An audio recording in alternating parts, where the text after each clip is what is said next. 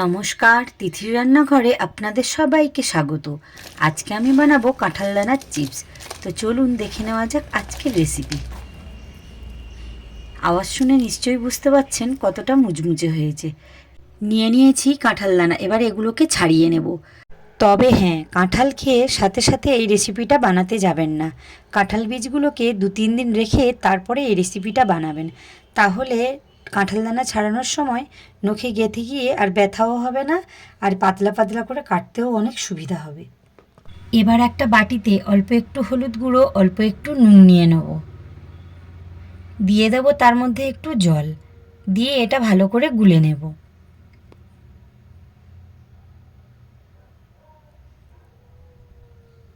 এবার গ্যাসটাকে অন করে একটা প্যান বসিয়ে নিলাম। দিয়ে দেব সাদা তেল।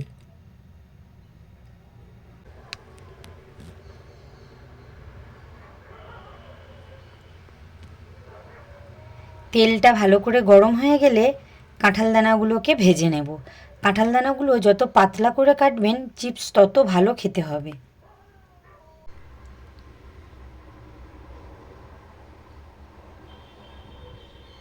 এবার কাঁঠাল দানাগুলোকে ভালো করে লাল লাল করে ভেজে নেব।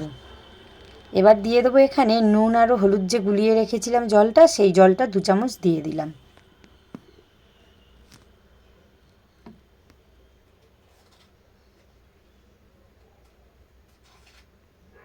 ভালো করে ভাজা হয়ে গেছে, এগুলো আমি এবার তুলে নেব।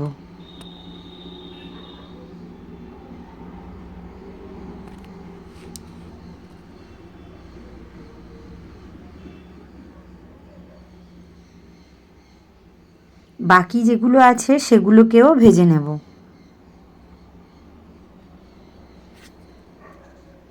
আবারও দিয়ে দেব 1 চামচ হলুদ আর নুনের জল। ভাজা হয়ে গেছে, এটা আমি এবার নামিয়ে নেব।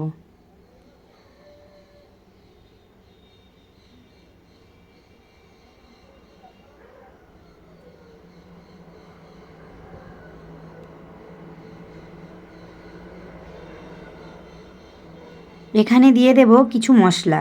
দিয়ে দিলাম অল্প একটু গোলমরিচ গুঁড়ো, দিয়ে দেব চাট মশলা, ওই 1/2 চামচ মতো দিলাম।